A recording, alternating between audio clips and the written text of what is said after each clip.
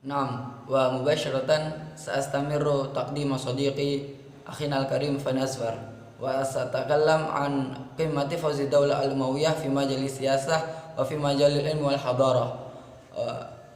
Awalan qimmatu fawzi dawla al-Umayyah fi majali siyasah. Istamarrat qimmatu fawzi dawla al-Umayyah hawalai 30 sanah, yakni min sanah 600 wa 685 wa hatta am 715 wa tilkal qimmah tahta yadi al-Khalifah Abdul Malik bin Marwan wa ibnihi Walid bin Abdul Malik wa Khalifah wa khamisul khulafa Umar bin Abdul Aziz. Puncak kejayaan Daulah Umayyah di bidang siasah politik itu berlangsung sekitar 30 tahun, yakni dari tahun 685 Masehi sampai 715, yakni kejayaan Daulah Umayyah itu berlangsung sekitar 30 tahun. Dan kejayaan itu di bawah kepemimpinan dari Khalifah Abdul Malik bin Marwan dan putra beliau yaitu Khalifah Abdul Malik bin Marwan ini dari tahun 685 sampai 705 Masehi. Dan yang kedua puncaknya itu adalah ketika ditampuk kepemimpinan anaknya yaitu Walid bin Abdul Malik dari tahun 705 sampai 715 Masehi. Kemudian puncaknya itu adalah ya di Khamisul Khulafa. Ini yang dikutip oleh Mizan Kubro dan ada banyak yang menyebutnya sebagai Khamisul Khulafa, yaitu Umar bin Abdul Aziz dari tahun 717 sampai 720 Masehi. Wa sanadhkuru siratahu fitali. Awalan Khalifah Abdul Malik bin Marwan wa huwa wulida fil Madinah sanah 26 minal hijrah, yakni fi ahdi Khalifah Utsman bin Affan. Khalifah Abdul Malik bin Marwan ini dilahirkan di Madinah pada tahun 26 Hijriyah, yakni di masa Khalifah yang ketiga Dzun-Nurain Utsman bin Affan. Wa huwa masyhurun bil hafidh wal faqih wal mufassir wal muhaddits fil Madinah al Munawwarah. Khalifah Abdul Malik bin Marwan ini terkenal sebagai hafidh wal faqih, pakar jurisprudensi Islam, wal mufassir wal muhaddits di kota Madinah al Munawwarah. Wa qala Abu Ziyad kana fuqaha al Madinah arba'atun: Sa'id bin Musayyab, Urwa bin Zubair, Qabidah bin Zu'aib wa Abdul Malik bin Marwan. Abu Ziyad berkata, pakar jurisprudensi Islam di kota Madinah itu ada 4, yaitu Sa'id bin Musayyab, Urwah bin Zubair, Qabidah bin Zu'aib, dan Khalifah Abdul Malik bin Marwan. Keterangan ini ada di kitabnya Ibnu Athir Al-Kamil fit Tarikh juz 4 halaman 289. Wa khilala fatrati hukmihi hadathat tamarrudat mutakarrirah. Di masa kepemimpinannya Khalifah Abdul Malik bin Marwan ini sering terjadi pemberontakan. Lakinnahu qadirun ala tawjihiyya, akan tetapi beliau mampu untuk menyelesaikannya. Min bainihim yang terkenal adalah at-tamarrud alladzi qama bi Amr bin Sa'id, pemberontakan yang dikomandoi oleh Amr bin Sa'id. Beliau melakukan pemberontakan karena li'anna Marwan walidu Abdul Malik qad wa'adahu bir-ra'iyyah, yakni al-khalifah, lakinnahu yu'ti ar-ra'iyyah ila ibnihi. Alasan Amr bin Sa'id melakukan pemberontakan adalah bahwasanya beliau itu dikasih janji oleh ayah dari Abdul Malik yakni Marwan akan dijadikan sebagai khalifah. Akan tetapi Marwan ini tidak menepatinya dan tampuk kepemimpinannya itu diberikan kepada Khalifah Abdul Malik. Makanya Amr bin Sa'id ini melakukan pemberontakan kepada Khalifah Abdul Malik bin Marwan. Wa dzata yaumin du'iya Amr bin Sa'id ila al-qasri wa qatalahu Abdul Malik. Setelah pemberontakan tadi itu terjadi, pada suatu hari Amr bin Sa'id ini diundang ke istana untuk melakukan negosiasi. Katanya akan tetapi waqatal Abdul Malik, akan tetapi Amr bin Sa'id itu dibunuh oleh Khalifah Abdul Malik. Keterangan ini ada di kitabnya Syekh Ahmad Hasan Malabi, judulnya adalah Mausu'atut Tarikh fil Islam. Wa ladaihi kafa'atun fi tanzim idaratid daulah. Beliau itu mempunyai kafaah, kompetensi manajerial, yakni beliau itu cakap dalam mengurus negara. Siyasatu Abdul Malik al-Masyhur thalathah. Kebijakan Khalifah Abdul Malik yang terkenal itu ada 3. Yang pertama, ja'lul lughatil arabiyyah lughatan rasmiyatan fi kulli biladil umayyah. Yang pertama itu adalah menjadikan bahasa Arab sebagai bahasa resmi di setiap negara wilayah dari Daulah Umayyah. Qadiman istakhdama Maktabul Hukumah fi Syam lughata Yunan. Sebelum itu Maktabul Hukumah, yakni kantor kepemerintahan di Syam itu menggunakan bahasa Yunani sebagai bahasa resminya. Sedangkan Maktabul Hukumah fil Masr istakhdama lughatal Qibti.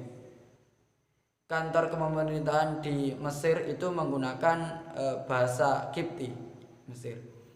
Kemudian kebijakan beliau yang terkenal yang kedua itu adalah Sina'atul Umlah ar-Rasmiyah fi Biladil Umayyah, yakni membuat mata uang sendiri yang itu diberlakukan di wilayah Umayyah. Kemudian kebijakan beliau yang terkenal yang ketiga adalah Itmamu Khidmatil Barid. Ini menyempurnakan komunikasi antar bagian-bagian wilayah di Daulah Umayyah. Beliau memperbaiki membangun jaringan komunikasi yang sangat intens ke setiap wilayahnya. Jadi semuanya itu tersinergi di bawah kepemimpinan beliau. Kemudian khalifah yang kedua adalah putra beliau yaitu Walid bin Abdul Malik. Falamma dufina Abdul Malik bin Marwan insarafal Walid ibnuhu an qabrihi fadakhala al-masjid wa sa'ida al-mimbar wajtama alaihi an-nas fa khatabahum. Ketika Khalifah Abdul Malik bin Marwan ayah beliau itu selesai dikebumikan, maka beliau itu langsung bergegas menuju ke masjid dan naik mimbar. Beliau langsung berkhutbah, innalillahi wa inna ilaihi raji'un wa wahul musta'an ala musibatina li mauti amiril mu'minin walhamdulillahi ma an'ama alaina minal khilafati faqumu fabayi'u wa kana awwalu man qama li bai'ati Abdullah bin Himam as-Saluli. Setelah beliau berpidato seperti tadi, maka beliau itu berkata kepada hadirin, berdirilah dan baiatlah aku. Dan yang pertama kali membaiat beliau itu adalah Abdullah bin Himam as-Saluli. Beliau berkata, Allahu a'taka allati la fawqaha qad aradal mulhiduna awqaha. Allah telah mengkaruniakanmu sesuatu yang tidak ada yang melebihinya, yakni ar-raisah al-khalifah, kepemimpinan menjadi khalifah, yang mana orang-orang itu menginginkan agar engkau tidak mendapatkannya.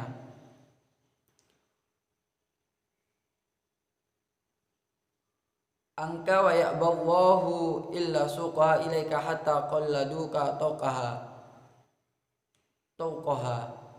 Akan tetapi orang-orang yang menginginkannya itu, akan tetapi orang-orang itu yang tidak menginginkan itu, ya akhirnya mereka qalladuka tauqaha, mengikuti beliau. Maka para hadirin itu membaiat beliau. Warratha al-khalifah al-walid al-istiqrar as-siyasi alladhi amkanahu bina ad-daulah. Khalifah al-walid ini mewarisi al-istiqrar as-siyasi, kestabilan negara. Yakni kalau di era ayahnya itu terjadi beberapa pemberontakan, akan tetapi di era anaknya ini sudah tidak ada lagi pemberontakan, yakni sedikit sekali. Yang mana beliau itu karena dengan adanya kestabilan negara al-istiqrar as-siyasi itu memungkinkan beliau itu untuk bina ad-daulah, membangun sebuah negara yang adil, makmur dan sejahtera. Falidzalika yuwasi'u Masjidal Haram wa yabni Masjidal Madinah. Beliau peninggalan beliau itu adalah beliau meluaskan area Masjidil Haram dan membangun Masjid Madinah. Wa fi Syam ka'asimatil bilad yabni adadan minal madaris wa makanil ibadah. Dan di kota Syam pada waktu itu Syam adalah ibu kota Daulah Umayyah. Beliau membangun beberapa sekolah dan tempat-tempat ibadah. Beliau juga yu'in al-muassasat al-ijtimaiyah allati tusa'idu al-musabin bil judam wal ama. Beliau mendanai lembaga-lembaga sosial yang membantu para manusia yang terinfeksi juzam dan ama. Dan beliau itu juga tausi al-wilayah fi syarqiyah, memperluas wilayah kepemimpinan di bagian timur. Laqad najaha at-tawliyatu ala gharbil Hind wal an yusamma bi Pakistan. Di bagian timur beliau itu tentu di bawah kepemimpinan panglimanya mampu menguasai Gharbil Hind, daerah barat dari Hindia yang sekarang menjadi Pakistan. Juga meneruskan ke daerah Bukhara, Samarkandi, Wasin. Wa amma fil gharbiyah laqad najaha fit tawliyati 'alal Andalus tahta qiyadati Tariq Ibn Ziyad. Dan di bagian barat Khalifah Walid ini melakukan ekspansi sampai di Andalus, yaitu Spanyol, di bawah kepemimpinan Tariq bin Ziyad. Jadi Khalifah Walid ini memperluas wilayah, juga memakmurkan para warga negaranya. Kemudian Khalifah yang ketiga yaitu Umar bin Abdul Aziz. Beliau adalah khalifah yang sangatlah adil, hatta annahu yud'a bi khamisil khulafa. Sampai-sampai beliau itu sering dianggap sebagai khamisul khulafa, khalifah yang kelima setelah Khulafa Rasyidin beliau menjadi khalifah. Wa qala Sufyan ats-Tsauri al-khulafa khamsatun, Abu Bakar, Umar, wa Utsman, Ali, wa Umar bin Abdul Aziz radhiyallahu anhum. Imam Sufyan ats-Tsauri berkata, para khalifah itu ada 5, yakni khalifah yang sangat adil dan jauh dari sifat-sifat yang tidak elok, yaitu yang 4 ya Khulafa Rasyidin, Abu Bakar, Umar, Utsman, Ali, kemudian Umar bin Abdul Aziz radhiyallahu anhum. Lianna laisa ladaihi fadhihah. Umar bin Abdul Aziz disebut khamisul khulafa ini karena beliau itu sangatlah adil dan juga jauh dari sifat-sifat yang sangat tidak elok. Ya tentu ada beberapa khalifah di dinasti Umayyah ini, Daulah Umayyah, yang mempunyai skandal-skandal tertentu. Itu juga terekam oleh para sejarawan. Di era kepemimpinan beliau, kana nas fi ghayatil izdihar indama qadahu ala ram min anna qiyadatahu kanat qasiratan nasabiyan. Warga negara beliau itu sangatlah makmur,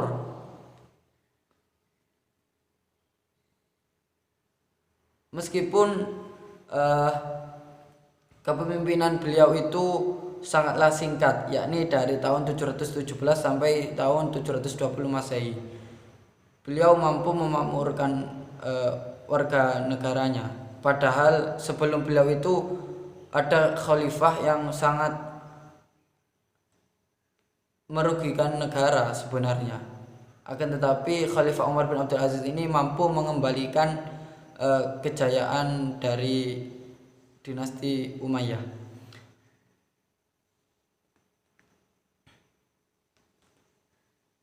Khalifah sebelum beliau itu yuhibbur rat'a wa infaqa amla daulah bid-dai'i wala bin nisa.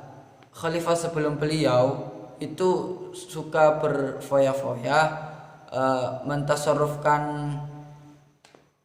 harta negara itu secara cuma-cuma, dan juga suka main perempuan. Kemudian puncak kejayaan Daulah Umayyah di bidang ilmu dan peradaban. Di ilmu peradaban yang pertama itu adalah ilmu tafsir. Fi awal asr Islam lam takun ilmu tafsir matlubatan li'anna muslimin kan yafhamuna ma ta'nihi kull ayah min ayatil Quran. Di awal era Islam, ilmu tafsir itu sangatlah urgent, karena kaum muslimin di era itu mereka mampu memahami apa yang dimaksudkan oleh Al-Quran, dan mereka itu masih dekat dengan zamannya Rasulullah. Walakin indama tas'at wilayatul Islam wa tanaqal ajamiyu al-Islam bada'u yash'iruna bil hajah ila ilmi tafsir. Akan tetapi setelah meluasnya wilayah Daulah Umayyah, maka sudah dirasa ilmu tafsir ini menjadi urgent, karena yang memeluk Islam itu menjadi sangat banyak, dan juga bukan hanya bangsa Arab yang memeluk agama Islam, akan tetapi bangsa Ajam non Arab pun juga mulai berangsur-angsur yang menjadi Islam. Wa fassara ba'du sahabati mithla Ali bin Abi Thalib wa Abdullah bin Abbas wa Abdullah bin Mas'ud. Sebagian sahabat yang terkenal menjadi mufassir itu adalah Ali bin Abi Thalib, Abdullah bin Abbas, Abdullah bin Mas'ud, dan Ubay bin Ka'ab. Karena syaklu tafsiril Quran fi bidayatil Islam yu'rafu bit tafsir al-ma'thur. Model tafsir Quran di awal era Islam itu kebanyakan tafsir bil ma'thur, yakni pemahaman tafsiri ayatil Quran binaan ala masa ma'uhu minar rasul wa kibari sahabah, yakni menafsiri ayat Al-Quran seperti apa yang telah dijelaskan oleh Rasulullah atau apa yang telah dijelaskan oleh para sahabat. Atau ada juga tafsir riwayah, yakni menafsirkan ayat Al-Quran binaan ala riwayat, secara turun-temurun tafsiran Al-Qurannya seperti itu, kemudian dinukil dan disampaikan kembali di masanya. Kemudian ilmu yang berkembang di dinasti Umayyah adalah ilmu hadis. Fi awal asr Islam lam tuktab al hadits mithlal Quran khaufan bi ikhtilatil Quran. Di awal era Islam ilmu hadis ini tidak ditadwin, tidak dibukukan. Mengapa? Khaufan bi ikhtilatil Quran. Ditakutkan hadis akan tercampur dengan Al-Qur'an. Walidzalika naha an-nabiyyu 'anil kitaba anhu ghairal Qur'an. Rasulullah sendiri yang melarang penulisan hadis. Beliau bersabda, la taktubu anni wa man kataba anni ghairal Qur'an falyamhuhu. Janganlah kalian menulis sesuatu dariku, dan barang siapa yang menulis dariku selain dari Al-Qur'an, maka hendaknya dia menghapusnya. Lantas bagaimana hadis-hadis yang sekarang ini bisa sampai kalau tidak dibukukan? Yasunu sahabatu alal hadithi min khilalil hifzi an dhahri qalbin. Para sahabat itu menjaga ilmu hadis, perkataan Nabi, af'al wa takdir Nabi itu dengan dihafal. Para sahabat tidak menulis akan tetapi menghafalnya, an dhahri qalbin, sampai di luar kepala, sehingga sampailah hadis sampai pada era kita sekarang ini. Wa tamma tadwinul hadits li awwali marrah ala al-Imam Syihabuddin Az-Zuhri fi ahdi Khalifah Umar bin Abdul Aziz. Pembukuan ilmu hadis pertama kali itu adalah Imam Syihabuddin Az-Zuhri di era Khalifah Umar bin Abdul Aziz. Akan tetapi menurut sebagian riwayat, kitab Syihabuddin Az-Zuhri ini hilang, jadi tidak sampai ke kita. Hal ini pentadwinan ini terjadi di abad kedua Hijriah. Kemudian ilmu yang berkembang di era dinasti Umayyah ini adalah ilmu fikih, jurisprudensi Islam. Tentu ilmu fikih ini menjadi berkembang pesat karena di era inilah a'immatu madzahibil arba'ah, para mujtahid mutlak itu hidup. Yang pertama Imam Abu Hanifah, wafat tahun 150 Hijriah. Kemudian Imam Malik, wafat tahun 179 Hijriah. Imam Syafi'i, wafat tahun 204 Hijriah. Imam Ahmad bin Hambal, wafat tahun 231 Hijriah. Tiga mujtahid ini mempunyai ikatan murid dan guru. Imam Malik punya murid Imam Syafi'i punya murid Imam Ahmad bin Hambal. Akan tetapi Imam Syafi'i ini juga pernah berguru ke santrinya Imam Abu Hanifah, yaitu Abu Yusuf. Dan juga di era ini itu banyak sekali para mujtahid mutlak, mujtahid mustaqil, mujtahid independen. Antara lain mimbainihim Sufyanain, gurunya Imam Syafi'i, yaitu Sufyan Ats-Tsauri dan Sufyan bin Uyainah. Kemudian ada juga Imam Daud Az-Zahiri. Beliau sebenarnya pengikut mazhab Syafi'i, akan tetapi di akhir-akhirnya itu beliau punya mazhab sendiri. Padahal beliau itu pengagum berat Imam Syafi'i, sampai beliau itu mengarang sebuah kitab tentang Syafi'i.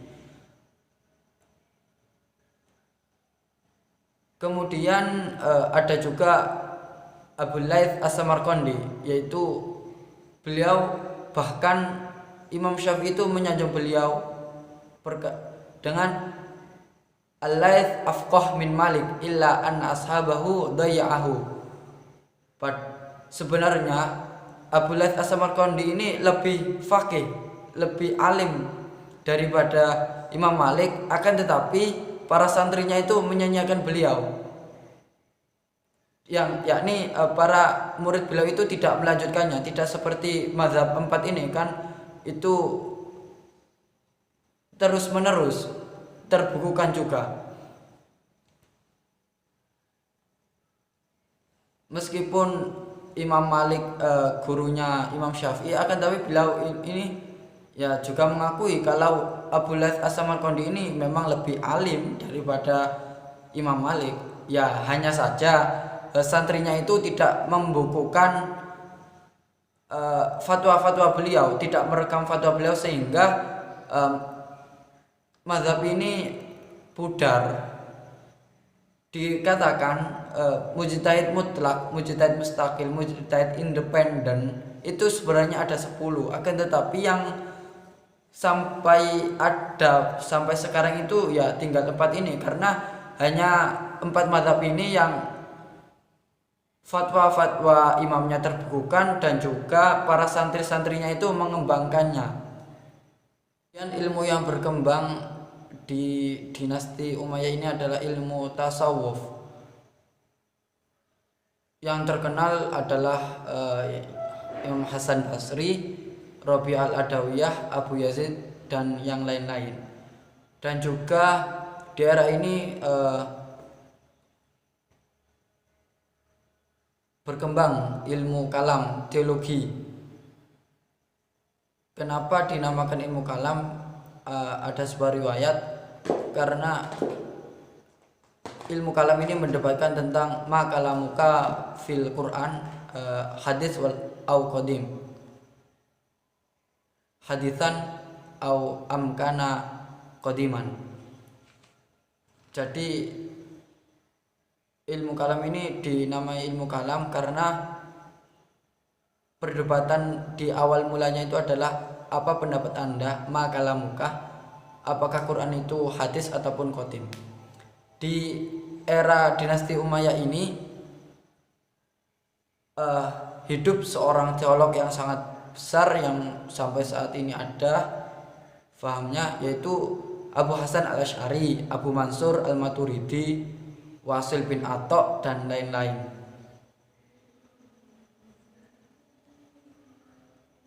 Yang mana yang paling banyak itu adalah yaitu Abu Hasan al-Asy'ari dan Abu Mansur al-Maturidi. Kemudian ilmu yang berkembang ini juga ada ilmu handasah, ilmu arsitektur. Di makalah sudah kami lampirkan beberapa peninggalan athar dari arsitek dinasti Umayyah. Di dinasti ini memang Islam itu mencapai puncak kejayaan pada ilmu-ilmu nakli kebanyakannya. Semua imam-imam yang besar yang menjadi rujukan itu ya hidup di era ini, sedangkan ilmu-ilmu akli ya seperti biologi, kimia, fisika, dan lain-lain itu, kedokteran juga berkembang di dinasti setelahnya, itu dinasti Abbasiyah.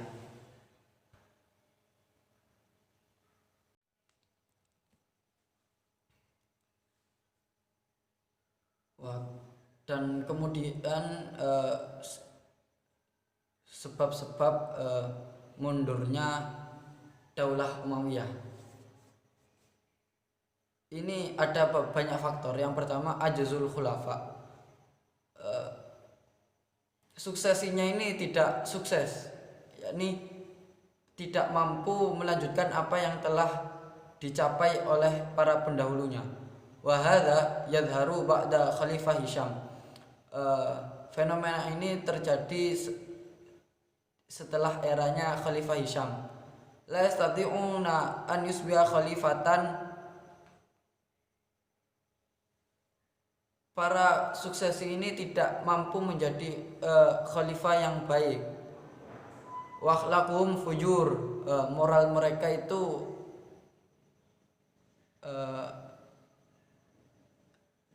tidak elok. Hum arghab ayyaqduna awqadahum birrad'i min idaratil biladi. Dan juga faktornya itu adalah para khalifah itu lebih suka menghabiskan waktunya untuk berfoya-foya, untuk bersenang-senang, daripada idaratil bilad, daripada mengurus negara. yabdu anna ar-raha yusni'uhum tafaqquda khirsul amal. Tampaknya kemewahan dan kejayaan yang telah dicapai oleh para pendahulunya dinikmati oleh mereka, akan tetapi mereka itu tidak mau mengurus negara, hanya berfoya-foya saja. Maka itulah menjadi sebab mundurnya Khalifah Umayyah. Dan juga ada beberapa khalifah itu yang mula'abah bin nisa, suka dengan perempuan.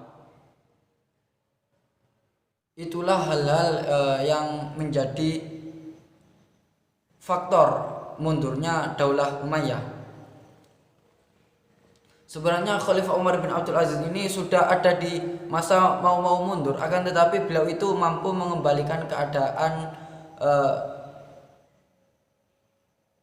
negara. Beliau mampu memakmurkan lagi, meskipun beliau itu masa jabatannya itu singkat. Demikianlah sekilas dari puncak kejayaan dan sebab-sebab kemunduran dinasti Umayyah. Kami banyak mengutip dari kitab Al-Kamil fi Tarikh, Mawsu'atut Tarikh Al-Islami, At-Tarikh wa Thaqafah fil Al-Islamiyah, dan juga Tarikhul Khulafa Lisuyuti dan lain-lain. Jadi para ulama dahulu itu Masya Allah sekali. Hatta yang bobrok-bobrok itu mereka sampaikan, meskipun itu menjadi semacam aib bagi yang merasa aja. Demikian yang bisa saya sampaikan. Mohon maaf apabila ada kesalahan, dan kami tetap membuka saran seluas-luasnya sebagai perbaikan untuk kami. Terima kasih atas atensinya. Syukran ala husni ihtimamikum wal afu minkum. Wallahu yuwafiquna ila ma fi salahuna wa ila ma fi salahuna hadatil ulama. Syukran wa dumtum fil khair wal barakati wan najah wal afu minkum. Saya dan Fani Azhar mengucapkan terima kasih. Mohon maaf. Wassalamualaikum warahmatullahi wabarakatuh.